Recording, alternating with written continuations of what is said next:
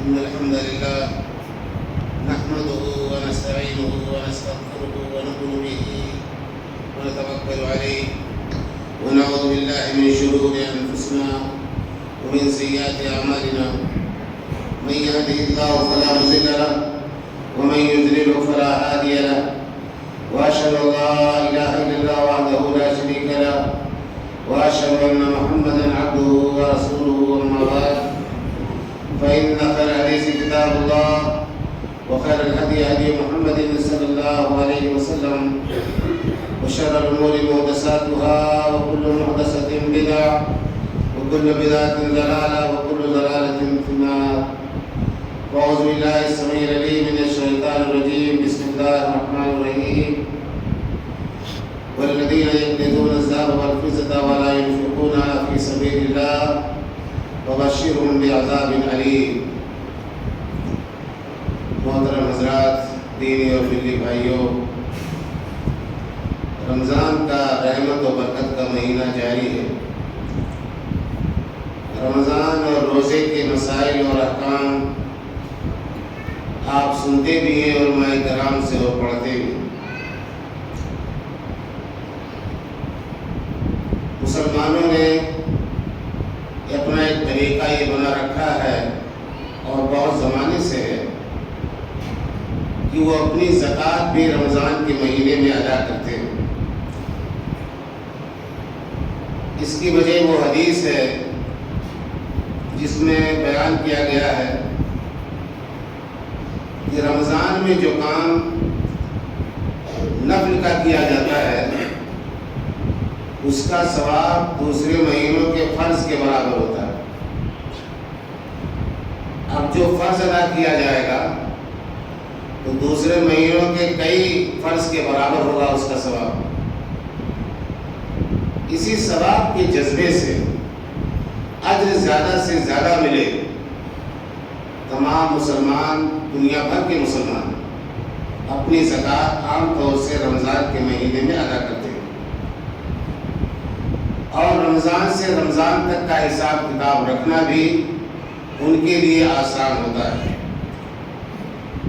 عام طور سے زکوٰۃ کے مسائل اور احکام اور اس کی حکمتیں ہمارے خطبہ جمعے میں کم زیر بحث آتی ہیں. اس کا موقع بہت کم ملتا ہے، اس لیے بہت سے مسلمان زکوٰۃ کے مسائل سے واقف بھی نہیں ہوتے. ہماری جہاں بہت ساری کمیاں ہیں، ان میں ایک بڑی کمی یہ ہے کہ اسلام کی جو بنیادی تعلیمات ہیں جن کے بغیر ایک مسلمان نہیں رہتا، ان کے بارے میں بھی ہماری معلومات پختہ، مفصل اور تفصیلی نہیں ہو پاتی. اس کی وجہ یہ ہے کہ ہم پڑھتے نہیں، اگر پڑھتے بھی ہیں تو غور فکر نہیں کرتے. علماء کرام ہمارے یہاں درس کا اہتمام تو ضرور کرتے ہیں، لیکن یہ درس ایک رسم بن کر رہے گی. ہر نماز کے بعد یا کسی نماز کے بعد 2 منٹ رسمی طور پر بیٹھ کر کے تو سننا، یہ دعوت و تبلیغ نہیں ہے. آپ بالارادہ کوئی چیز سمجھنا چاہتے ہیں، کسی عالم سے آپ درخواست کریں کہ فلاں چیز ہمیں پڑھ کے سمجھائی جائے، ہمارے سوالات کے جوابات دیے جائیں، تب جا کر کے کوئی بات ذہن میں اترتی. مولانا اشتیاق احمد بدری جو میرے چھوٹے بھائی ہیں، آپ حضرات ان سے واقف ہیں، انہوں نے مجھے بتایا کہ سعودی عرب میں تمام میں جہاں وہ رہتے ہیں، یونیورسٹیوں میں تعلیم حاصل کرنے والے عرب طلباء اصول تفسیر، اصول حدیث، اصول فقہ پڑھنے کے لیے فجر کی نماز کے بعد کسی عالم کے پاس پہنچتے ہیں. وہ خود یونیورسٹی کے کئی طلباء کو اصول حدیث پڑھاتے ہیں. یہ جذبہ ہمارے یہاں لوگوں میں کیوں نہیں پیدا ہوتا؟ ہم لوگوں نے دعوت و تبلیغ کو بھی ایک رسم بنا دیا. جب تک آپ اسلام کے اصولوں کو نہیں سمجھیں گے کہ اسلام کس طرح سے مسائل بیان کرتا ہے، کتاب و سنت سے مسئلہ نکالا کیسے جاتا ہے، دلیل کیسے دی جاتی ہے، کسی چیز کی تردید کیسے کی جاتی ہے، جب تک یہ باتیں آپ کو نہیں معلوم ہوگی آپ صراط مستقیم پر نہیں باقی رکھ سکتے۔ بعض لوگوں کی یہ شکایت ہے نا کہ بھائی کس کی مانے، فلاں مسلک کا مولوی یہ کہتا ہے، فلاں مسلک کا مولوی یہ کہتا ہے، فلاں مسلک کا مولوی یہ کہتا ہے۔ کیا قیامت کے دن اللہ تعالیٰ کے دربار میں یہ سوال ہوگا کہ آپ نے دنیا میں اسلام پر عمل کیوں نہیں کیا، تو یہ جواب اللہ تعالیٰ کو مطمئن کر پائے گا کہ اللہ میں کیا کرتا، اہل حدیث مولوی نے یہ کہہ دیا، بریلوی مولوی نے یہ کہہ دیا، اور دیوبندی مولوی نے یہ کہہ دیا، میں نے کچھ نہیں کیا۔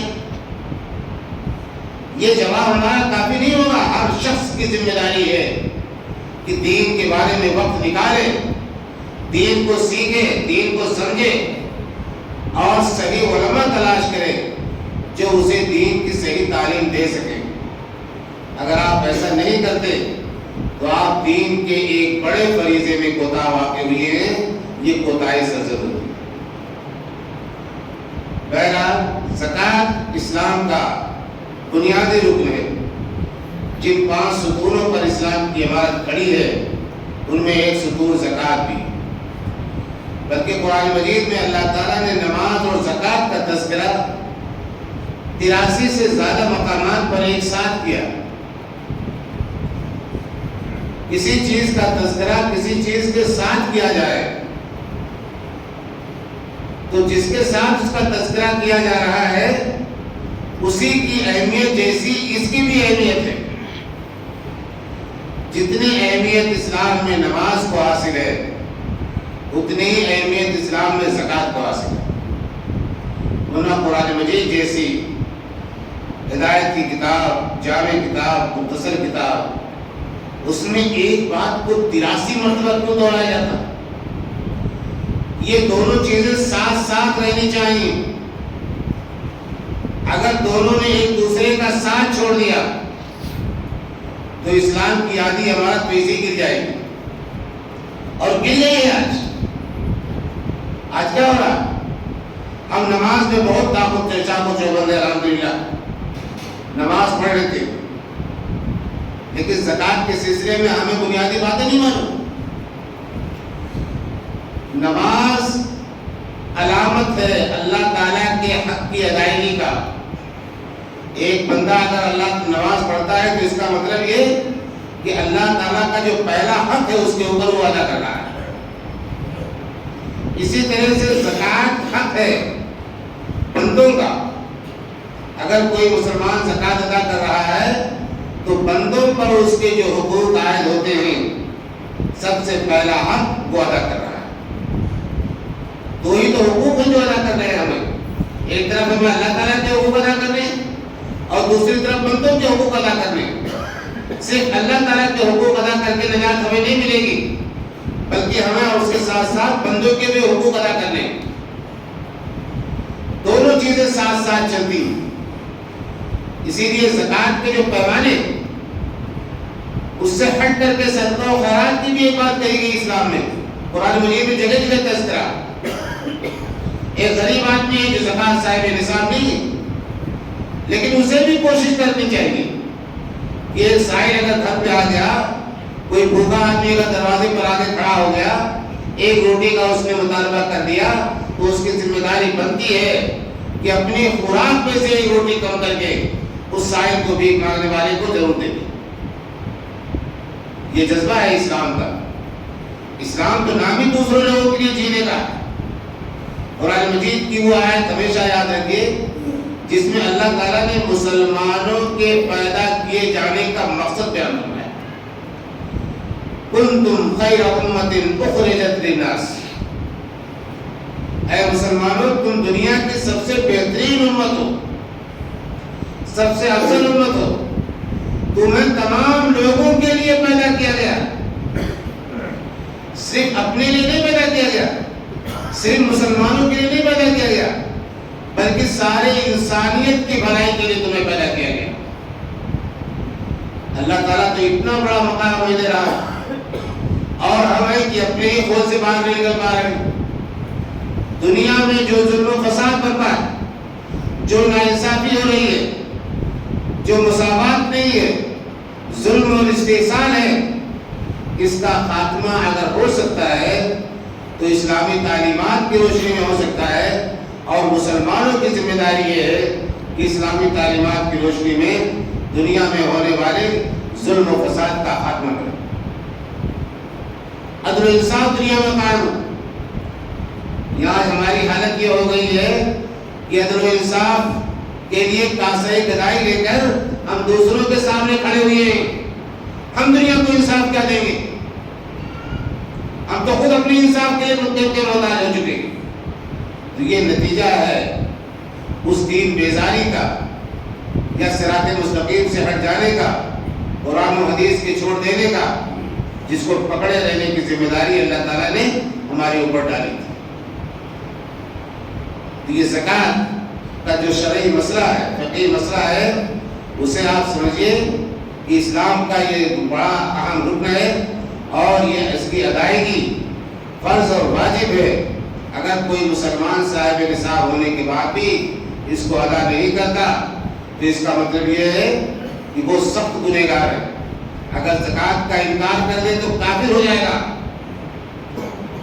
اگر سستی سے نہیں ادا کرتا تب اس پر حکم فاسق کا لگتا ہے کہ بہت بڑا گنہگار ہے، اور اس کی سخت جواب دہی قیامت کے دن سے کرنی پڑے۔ زکوٰۃ کن مالوں میں فرض ہے؟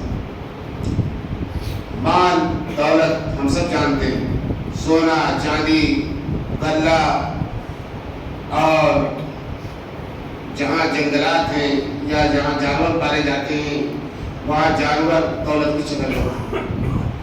تو دولت کی جو شکلیں ہیں ان میں اسلام نے ایک نصاب دیکھا کہ اتنی دولت ہو جائے تب آدمی پر زکوٰۃ فرض ہوتی ہے۔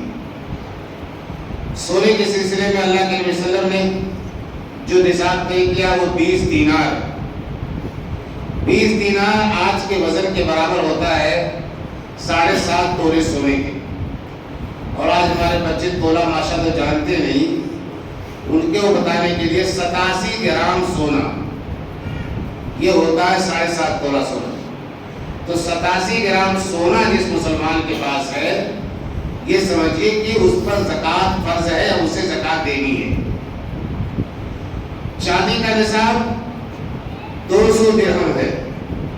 200 درہم کا مطلب 52.5 تولے چاندی، اور 52.5 تولے چاندی آج کے پیمانے اور وزن کے حساب سے 612 گرام 612 گرام چاندی اگر کسی کے پاس ہے تو وہ صاحب نصاب ہے، اسے زکوٰۃ ادا کرنی۔ اسی طرح سے اگر کوئی شخص کسان ہے، غلہ پیدا کرتا ہے، تو 5 وسق، حدیث میں آتا ہے کہ 5 وسق اناج پیدا اگر ہو جائے تب وہ صاحب نصاب ہے، اسے عشر نکالنا ہے، زکوٰۃ دینی ہے۔ 5 وسق ہوتا ہے تقریباً 6.25 کنٹل کا۔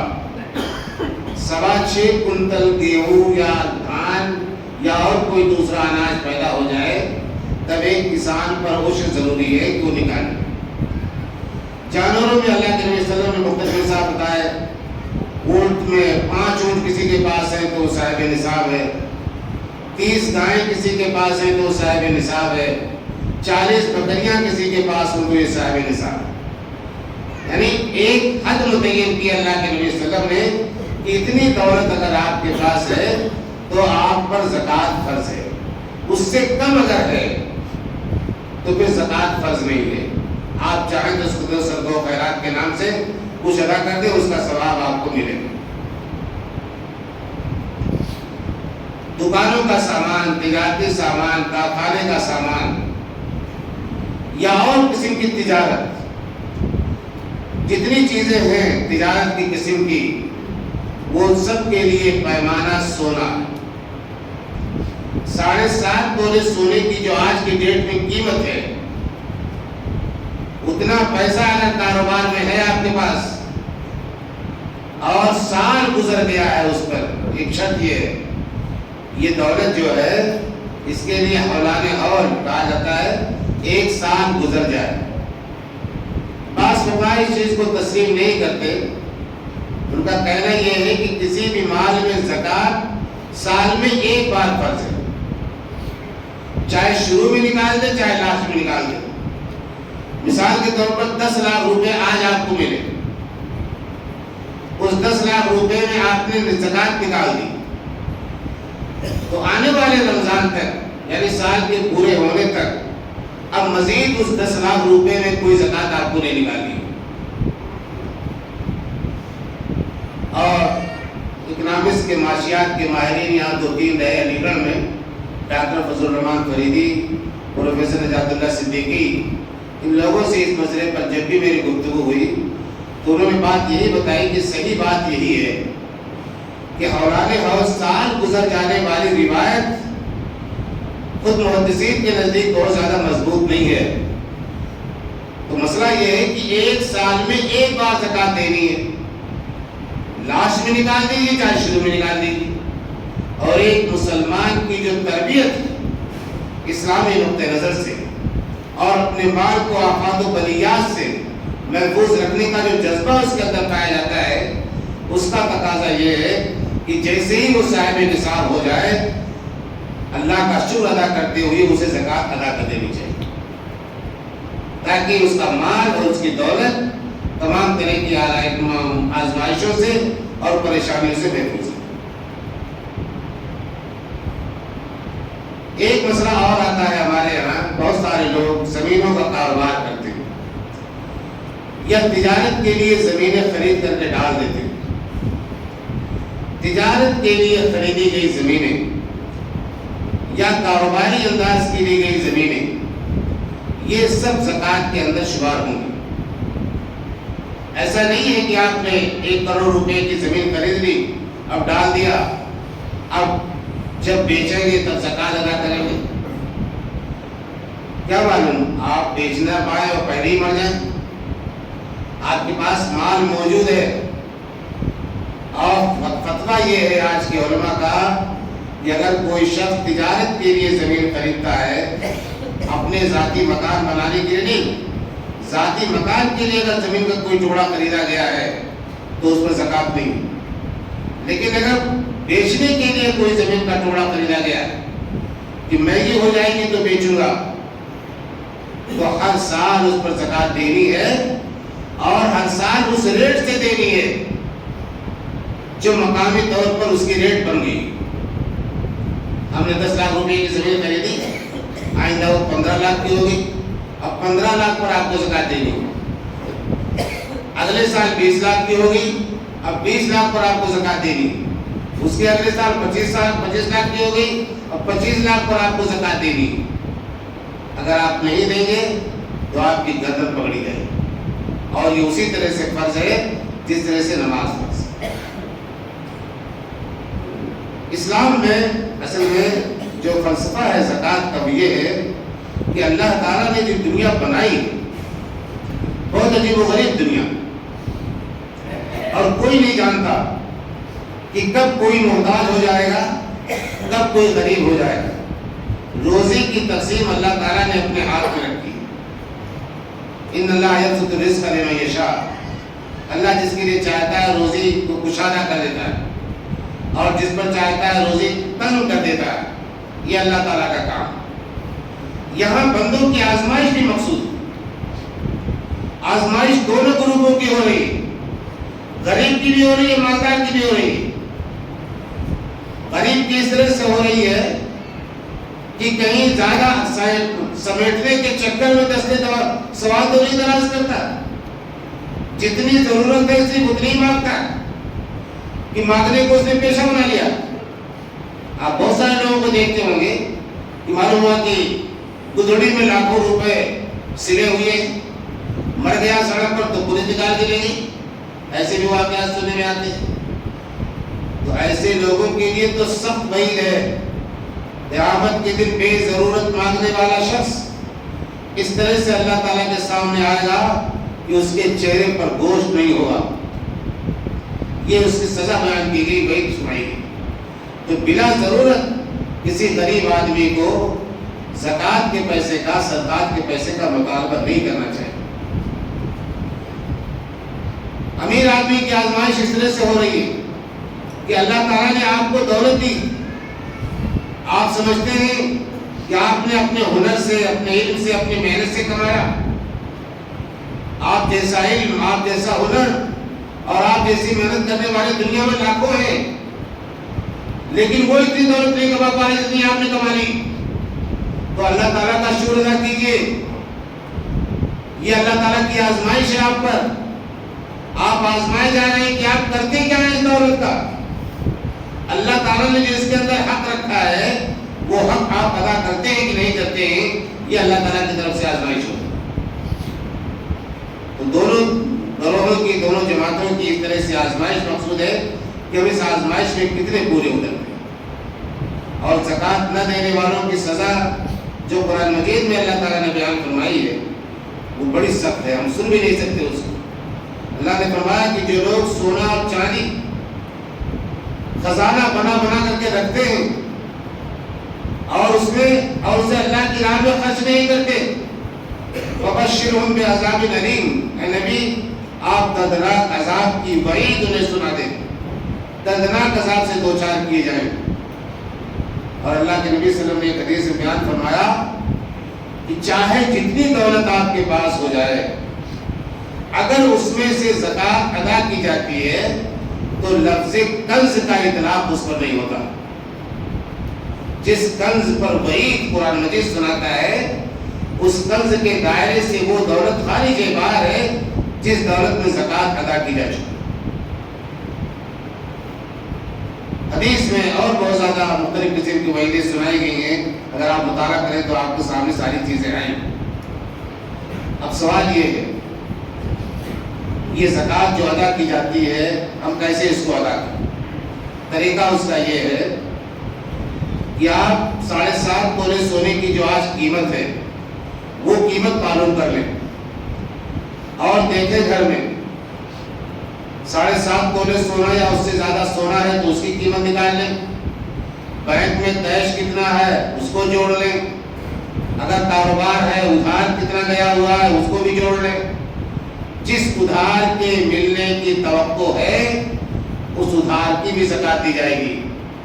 آپ اسے یہ نہیں چھوڑ سکتے کہ جب ادھار واپس آ جائے گا تب دیں گے۔ جو ادھار ڈوب گیا ہو اس کے بارے میں تو یہ ہے ٹھیک ہے جب وہ ملے گا تب آپ ادا کریں گے، لیکن کاروباری زندگی میں تو یقینی ہوتا ہے، لین دین لگا رہتا ہے، تو جو لین دین ہے اس کا بھی باقاعدہ حساب کتاب مینٹین کریں گے آپ۔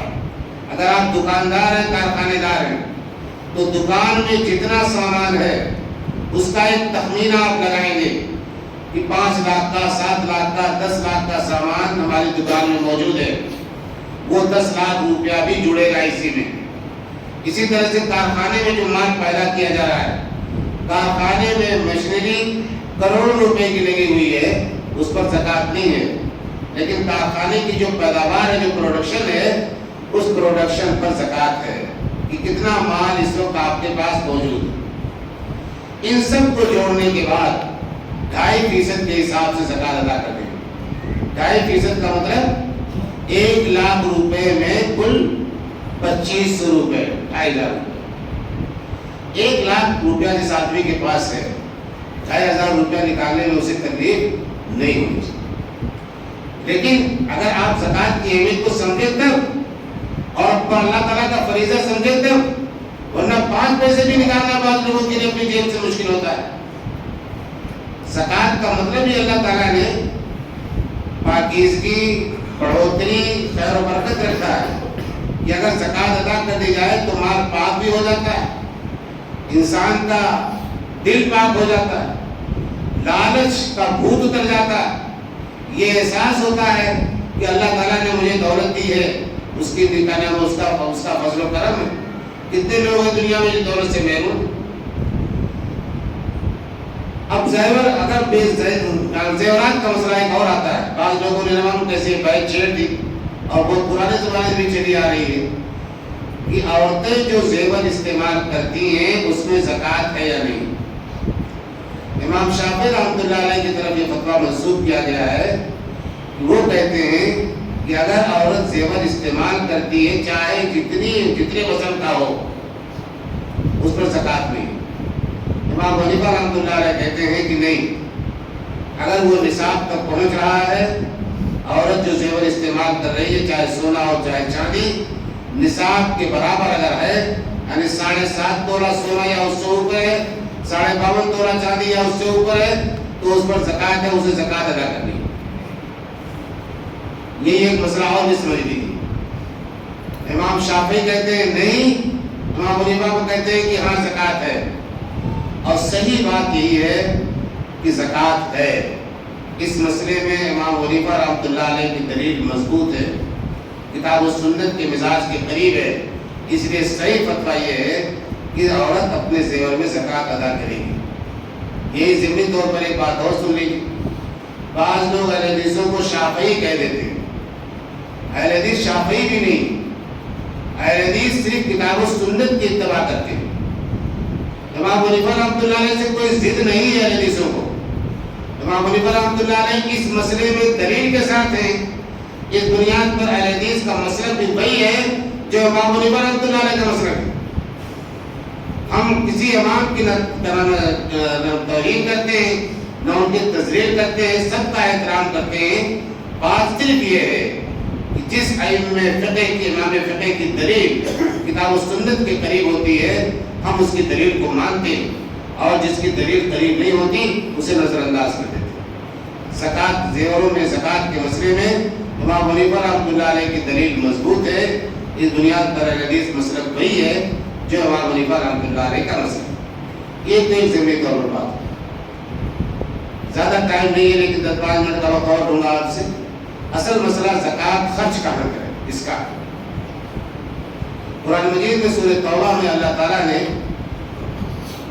اس کی خود وضاحت فرما دی، انما الصدقات للفقراء والمساکین والعاملین علیہا والمؤلفۃ قلوبہم وفی الرقاب والغارمین وفی سبیل اللہ وابن السبیل۔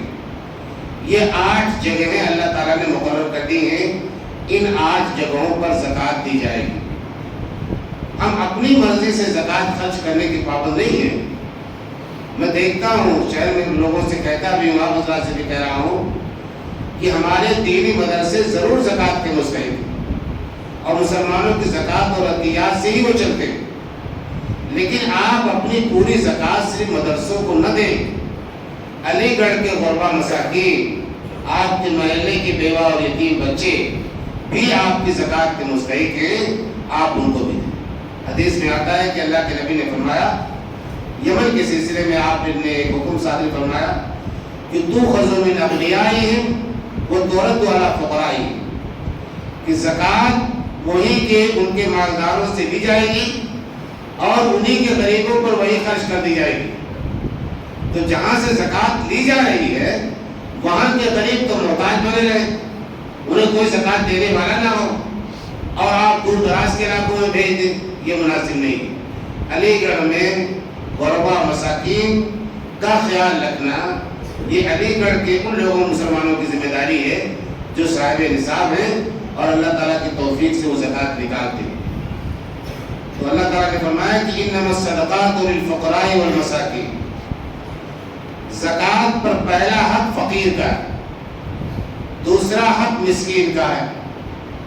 فقیر کسے کہتے ہیں؟ جو ہاتھ پھیلا کر کے مانگتا ہے دروازے دروازے جا کر۔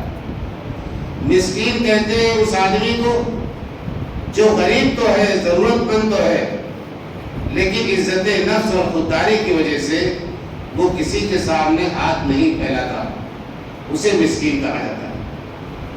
ہم چہرے سے انہیں پہچانتے ہیں، اپنے تعلقات سے انہیں پہچانتے ہیں، پڑوس میں ہونے کے ناطے انہیں پہچانتے ہیں۔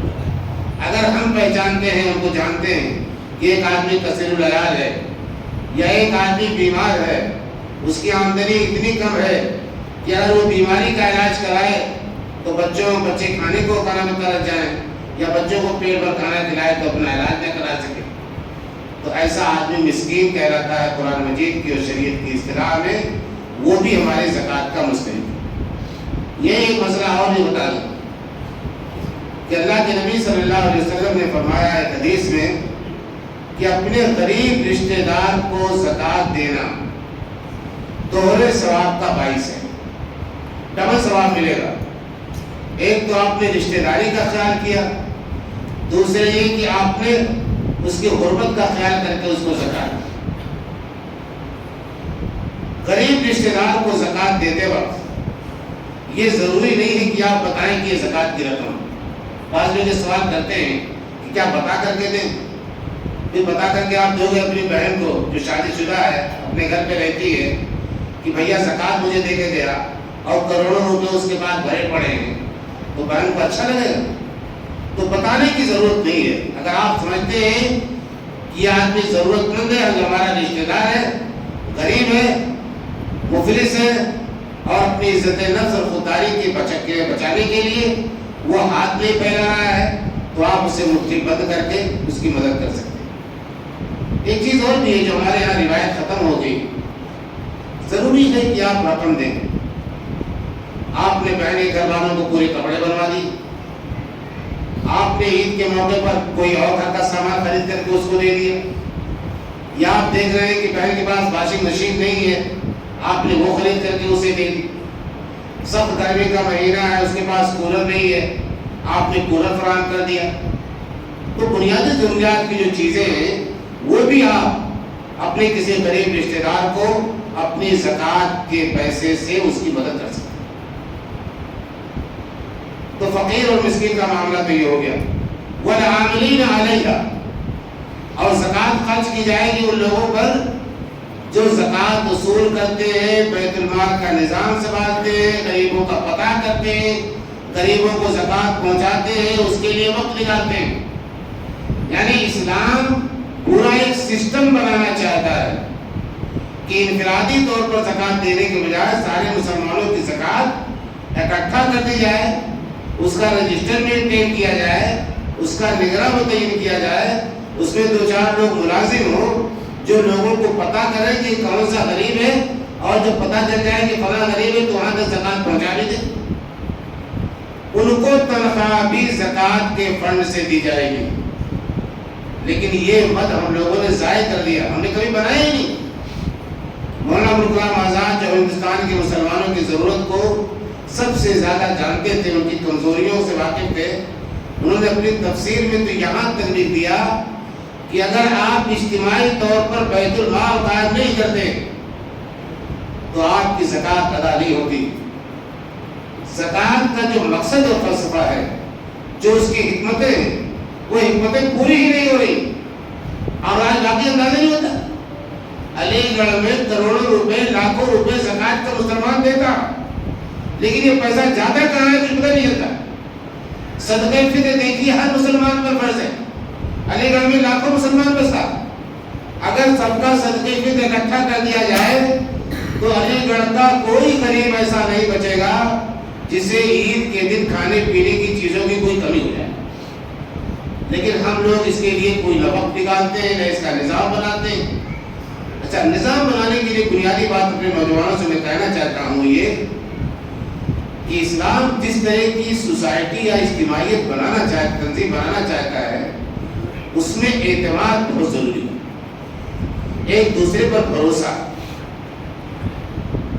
10 آدمی کسی کمیٹی کے ممبر ہیں, کسی مسئلے پر غور کیا گیا, 7 آدمیوں نے رائے دی کہ یہ کام کر لیا جائے, 3 آدمی اس کے مخالف تھے, فیصلہ اکثریت کی بنیاد پر ہو گیا, تو اب ان تینوں آدمیوں کو بھی 7 آدمیوں کے ساتھ رہنا چاہیے. آگے نتیجہ اچھا ہے یا برا, تینوں کو زبان کھولنے کا حق اسلام نہیں دیتا کہ آپ یہ کہیں کہ میری بات نہیں مانے گی اس لیے فوراً نقصان ہو گیا. یہ مزاج ہم نے نہیں بنایا اپنا. غزوہ احد میں اللہ کے نبی صلی اللہ علیہ وسلم نے صحابہ کرام سے مشورہ کیا کہ بڑی تعداد میں بڑے لشکر کے ساتھ مکے کے لوگ حملہ آور ہو رہے ہیں مدینے پر, مقابلہ کیسے کیا جائے. بزرگوں کا, تجربے کار لوگوں کا مشورہ یہ تھا کہ مدینے میں رہ کے مقابلہ کیا جائے, ان کو اپنے پاس آنے دیا جائے, پھر گھیر کر مارا جائے. نوجوانوں کا مشورہ یہ تھا کہ نہیں, ہم کمزور نہیں ہیں, ہم میدان میں نکل کر کے مقابلہ کریں گے. نوجوانوں کی تعداد زیادہ تھی, رائے دینے والے زیادہ لوگ تھے.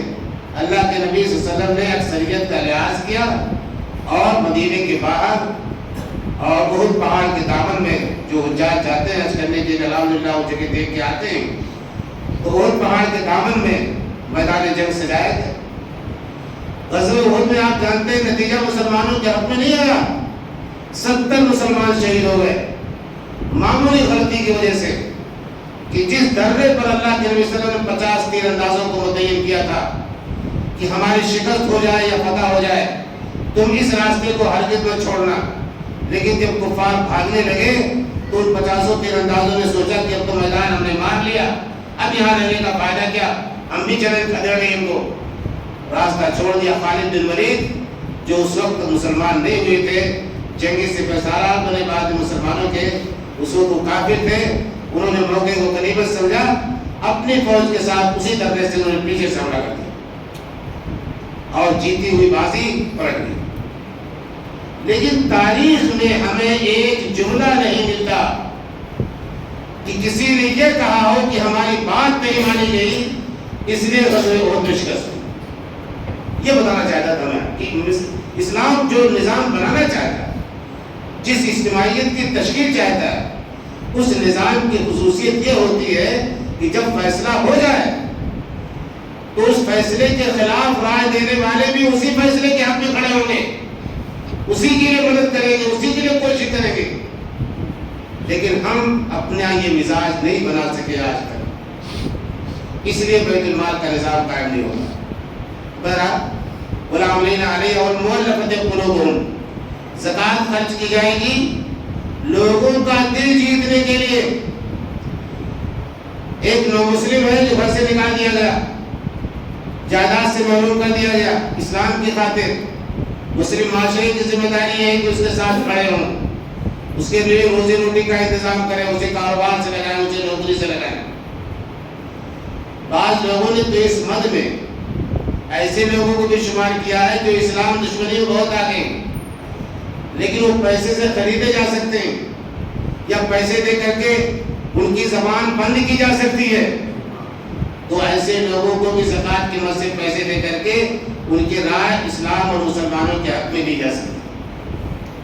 اتنا بڑا مد اللہ تعالیٰ نے زکوٰۃ کے اس میں رکھا ہے. اور مؤلفۃ قلوبہم، لوگوں کا دل پہچانے کے لیے، دل کو مضبوط رکھنے کے لیے، دل کو اسلام کی طرف مائل کرنے کے لیے.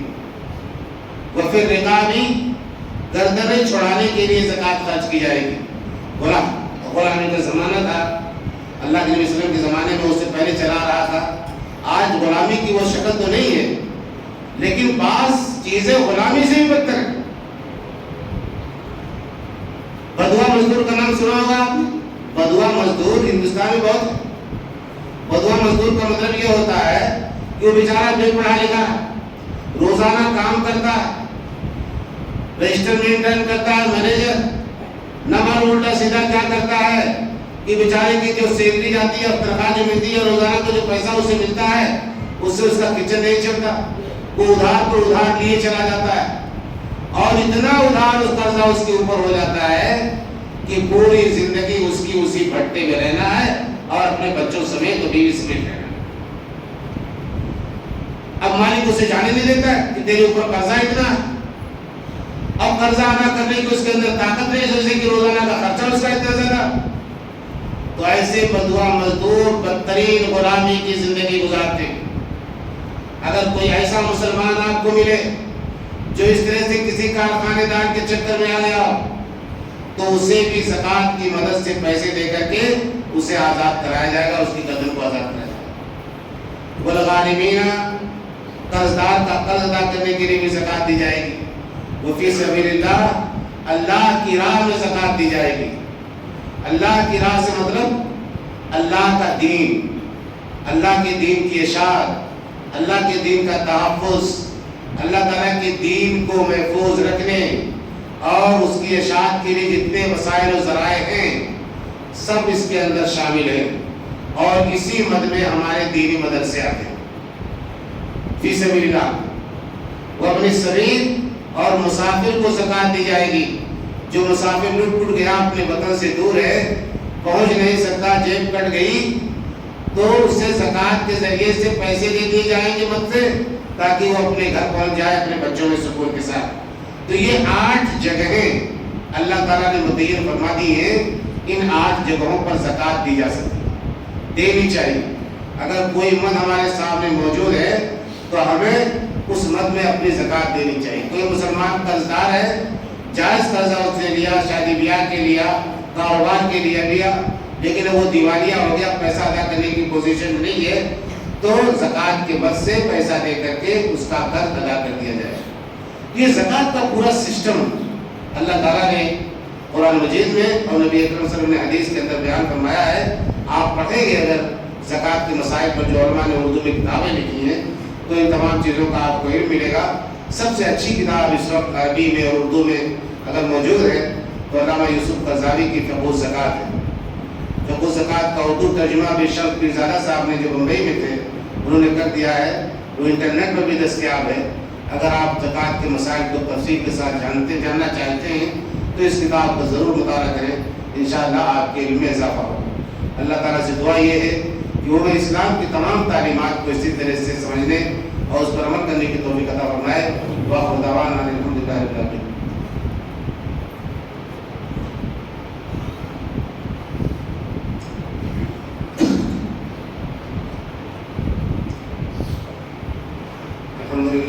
الحمد لله نحمده ونستعينه ونستغفره ونؤمن به ونتوكل عليه ونعوذ بالله من شرور انفسنا ومن سيئات اعمالنا من يهده الله فلا مضل له ومن يضلل فلا هادي له واشهد ان لا اله الا الله وحده لا شريك له واشهد ان محمدا عبده ورسوله. اما بعد فان خير الحديث كتاب الله وخير الهدي هدي محمد صلى الله عليه وسلم وشر الأمور محدثاتها وكل محدثة بدعة وكل بدعة ضلالة وكل ضلالة في النار.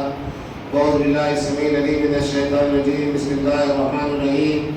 إن الله وملائكته يصلون على النبي يا أيها الذين آمنوا صلوا عليه وسلموا تسليما.